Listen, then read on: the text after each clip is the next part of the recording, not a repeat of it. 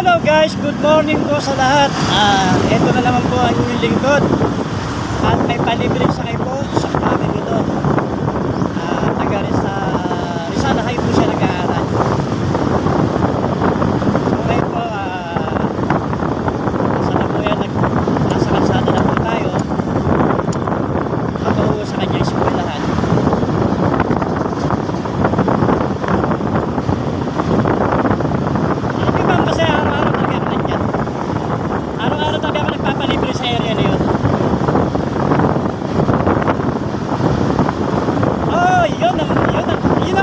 Sinabi kasi yan din ang karaniwan sinasabi ko sa kanila. Oo, yun. Oo, mahaba talaga ng pila. Oo.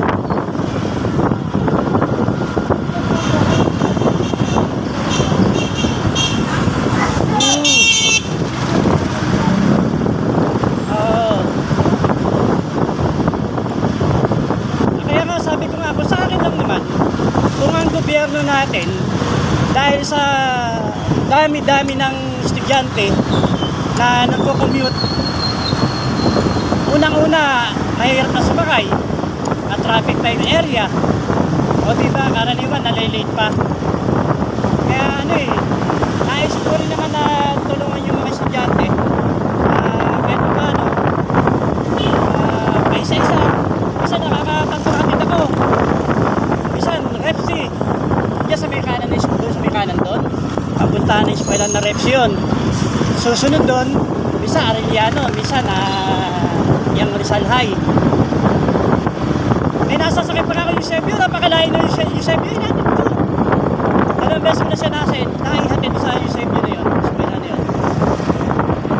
Kaya sana nga, sabi ko rin.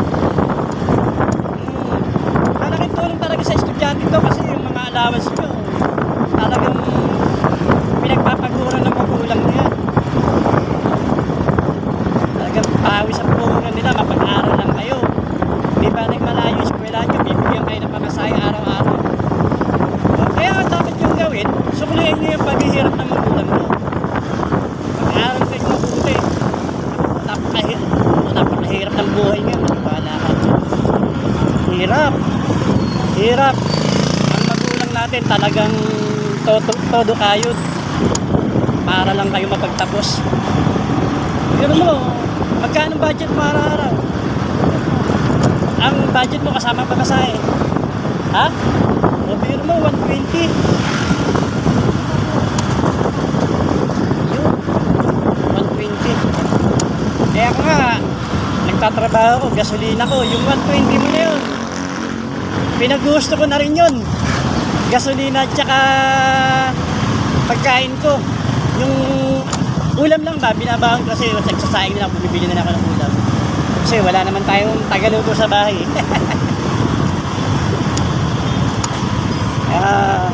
Pasalamat kayo sa magulang nyo. Matsatsaga nagpapaaral sa inyo. Kaya bawiin nyo yung paghihirap ng magulang nyo.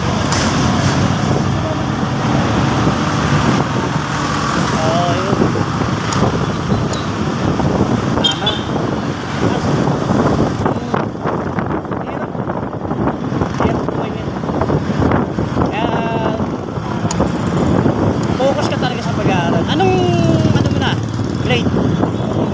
Grade 11. Senior high na yung grade 11 na. Aral ka mabuti. Sa hirap ng buhay ngayon, tandaan natin na mga may alam.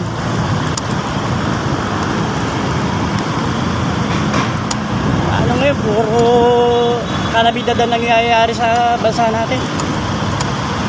Pagbukas na ng pagbukan, gerahan ng gerahan. Wala namang mananalo dyan. Lahat talo.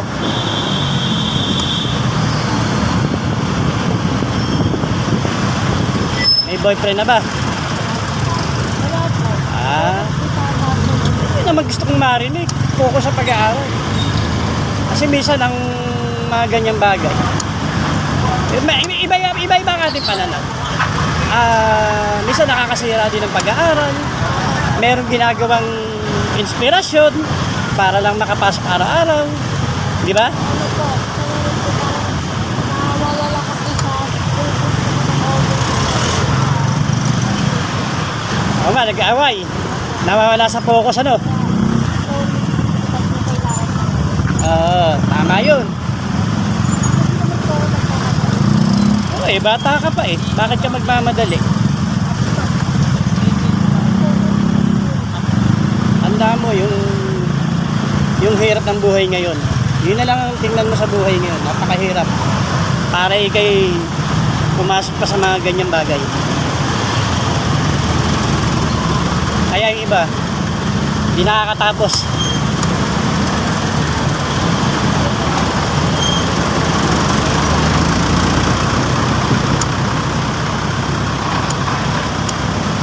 Meron nga akong naihatid na yung taga Eusebio. O isipin mo yun. Pinag-aaral ng magulang, di baling malayo. Galing pa siya ng Tuason, Cubao. Diyan pa siya sa Eusebio nag-aaral.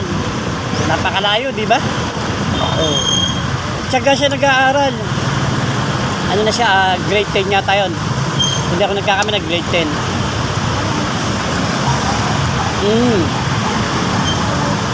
Eusebio.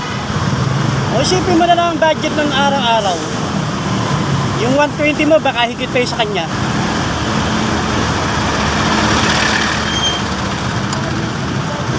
Oo.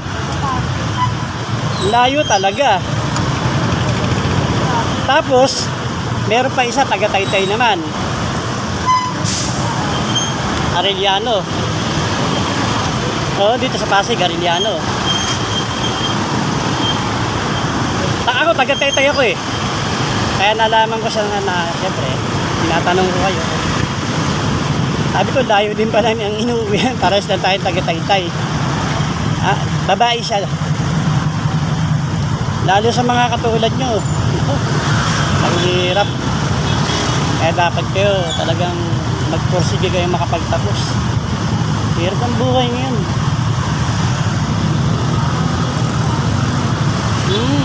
Focus lang kayo. Kasi gaya ng mga nangyayari ngayon, talagang napakahirap. Hindi natin alam kung hanggang kailan ang kapalaran natin dito sa mundo. Kaya hanggat mapaglilingkuran mo yung kabutihan sa buhay mo, gawin mo na.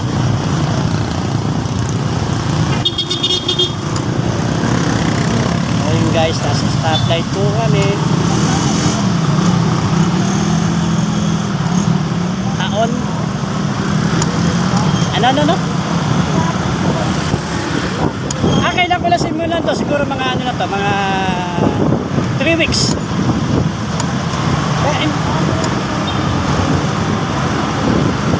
Marami-rami na rin.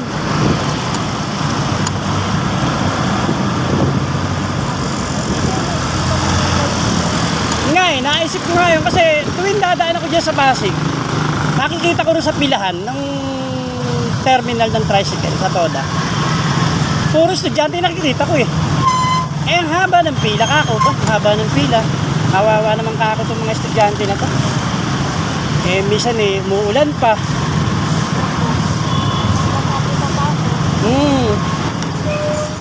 Ang haba ng pila. Tapos dito naman sa may floodway, minsan nakakaapat pala ako eh. Dito sa may floodway naman, ang haba ng nilalakad ng estudyante. Dahil ma-traffic. Pero sa haba ng nilalakad nila, dahil nga sa traffic na yun, nauna pa sila sa mga estudyante. Yung mga nakasakay, yung mga nagko-commute. Ang problema nga lang, kaya yung iba, siyempre, sasakay din sila dahil pagdating nila doon, punong-puno na sila ng pawis. Kagaya nga nung naisakay kong isa, estudyante rin, sabi niya, oo, ang layo nga ng nilalakad ko, pero nauna pa ako makarating sa mga commuter na estudyante rin. Yung sabi niya. Kaya lang, pagdating nga daw niya ron, pawis na siya.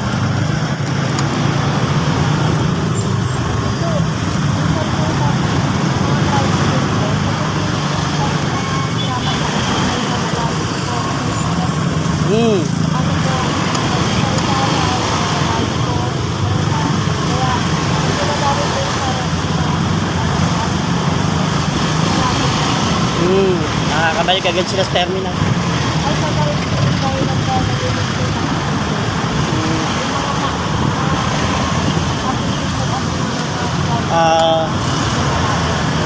Kaya nga sabi ko, pag ako nagsasalita sa harap ditong camera, sana may gobyerno tayong magpalunsad. Kagaya na lang nitong lugar ng Pasig, o di ba? Napakaraming eskwelahan dito at yung iba naman na nagko-commute, ang lalayo mga inuwian. Kadalasan nalilate pa yung mga estudyante, di ba? Ano ba parusa pag nalilate? Oo.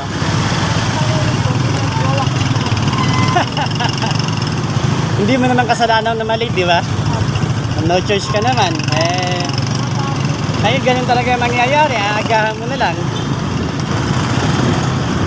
Aagahan mo na lang talaga para lang maibigay mo yung oras na hinihingi ng eskwelahan.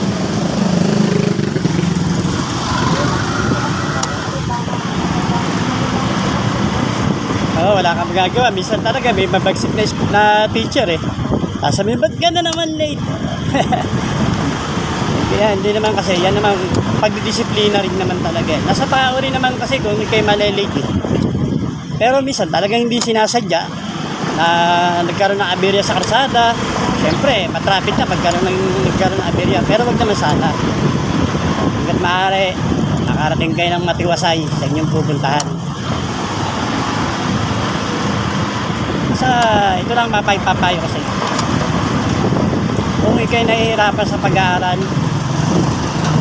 magtiwala ka na lang sa ating Panginoon.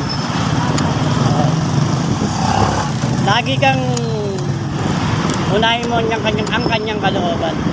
Maniwala ka sa akin. 100% ibibigay ng Panginoon niya. Lagi mo yung pagkatiwala sa kanya.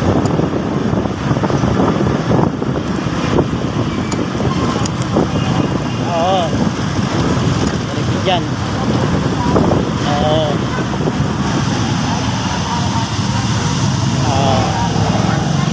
Dito ka na lang ano?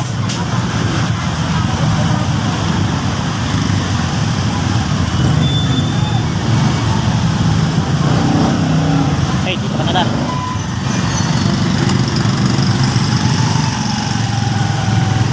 Dali, tatabi ko lang para yung tricycle sa likod.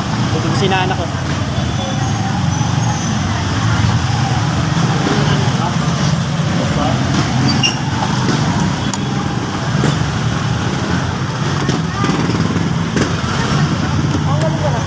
Tanggalin mo. Okay. Okay, salamat. Ingat ha. Thank you po kay Kuya. Galingan ng pag-aaral. Thank you po, Kuya. Maraming salamat po.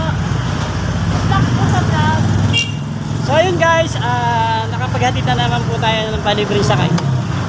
Ako'y nagagalak pagka ganito nakapagpapalibre ako na sakay. Kaya maraming salamat po sa mga followers ko na patuloy na gumagabay sa akin mga ginagawang content. Diretso na po ako ng trabaho. Maraming salamat po. Bye-bye.